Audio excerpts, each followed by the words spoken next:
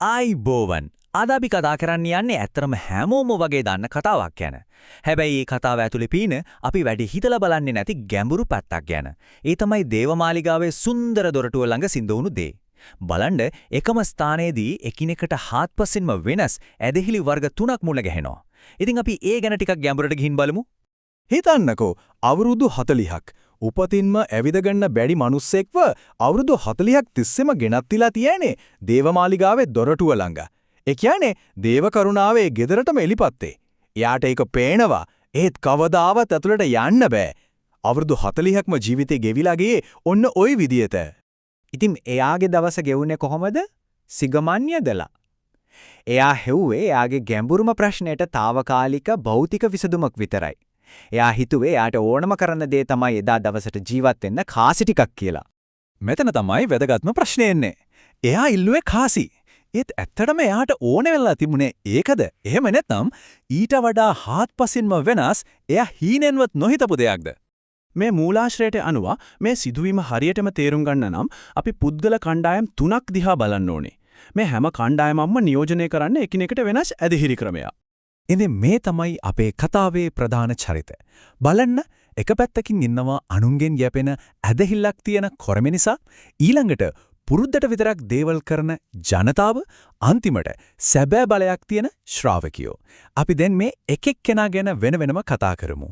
හොඳයි මුලින්ම අපි බලමු මේ පළවෙනි කණ්ඩායම ගැන. ඒ තමයි හැමදාම දේවමාලිගාවට ඇවිත් ගියත් අර දොරකඩේ ඉන්න මිනිස්සුන්ට ඇත්ත උදව්වක් කරන්න බැරි වුණු විශාල ජනකායක්.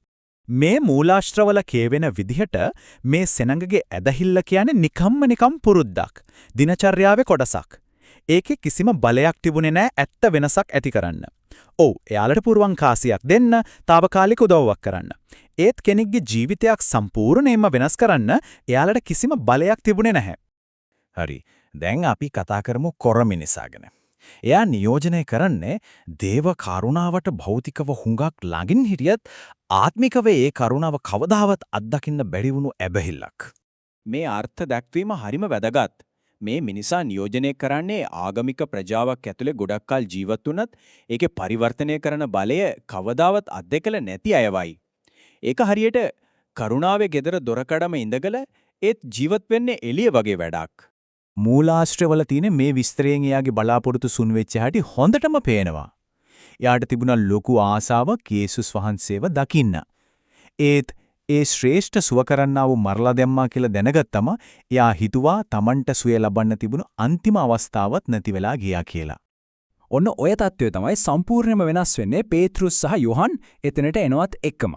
මොකද එයාලා ළඟ තිබුණේ හාත්පසින්ම වෙනස් සැබෑ බලයක් තියෙන ඇදහිල්ලක්. මේ වෙනස තමයි මේ කතාවේ හදවත වගේ.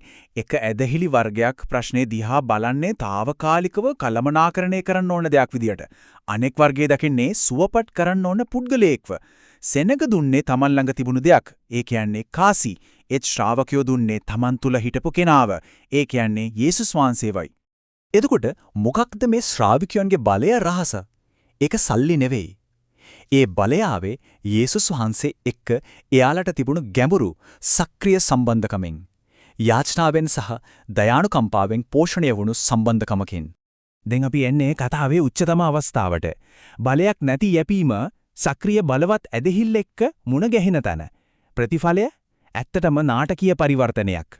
එයාගේ සුවවීමේ ගමන සිද්ධ වෙන විදිය හරිම අපූර්වයි. ඒක පියවරෙන් පියවර සිද්ධ වෙන්නේ. බලන්නකෝ මුලින්ම මිනිස්සු උස්සගෙන ඇවිත් තියෙන කිසිම දෙයක් කරගන්න බැරුව හිටපු කෙනා අන්තිමට මොකද වෙන්නේ? එයා තමන්ගේ දෙපයින් නැගිටලා ඇවිදිමින් පණිමින් දෙවියන්ට ප්‍රශංසා කරන පණ తీර නමස්කාරකෙක් බවට පත් වෙනවා. මේ පරිවර්තනයේ කොයිතරම් සම්පූර්ණද කියනවනම් එයාගේ මුළු පැවැත්මම වෙනස් වුණා. එයා හිටපු තැන කරපු දේ එයාගේ తත්වය අවධානය යොමු කරපු දේ මේ හැම දෙයක්ම වෙනස් වුණා. සරලවම කිව්වොත් එයා පිටත ඉඳලා ඇතුළට ආවා. හොඳයි. අවසාන වශයෙන් අපි මේ ඓතිහාසික කතාව අපේ පෞද්ගලික ජීවිතයට සම්බන්ධ කරලා බලමු. මේ කතාවේ වැදගත්ම පණිවිඩය තමයි මේ චරිත තුන කියන්නේ ඉතිහාසයේ හිටපු අය විතරක්ම නෙවෙයි. ඒක හරියට අපේ ආත්මික ජීවිතය දිහා බලන්න තියෙන කණ්ණාඩියක් වගේ. ඉතින් එහෙම බලනකොට අපි කාටද සමාන?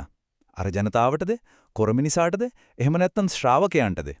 ඉතින් මේ හැම දෙම අහලා අපි අපේම අහගන්න ඕන ප්‍රශ්නේ තමයි මේක. අද දවසේ මේ චරිත තුනෙන් අපි කවුද? අපේ ඇදහිල්ල අර කොර මිනිසා වගේ අනුන්ගින් ගැපෙල එකක්ද? එහෙම නැත්නම් කිසිම බලයක් නැති පුරුද්දකට විතරක් වතාවත් කරන අර සෙනෙග වගේද? එහෙමත්ම නැත්නම් ජීවිත වෙනස් කරන බලයක් තියෙන සැබෑ ශ්‍රාවකත්වයක්ද?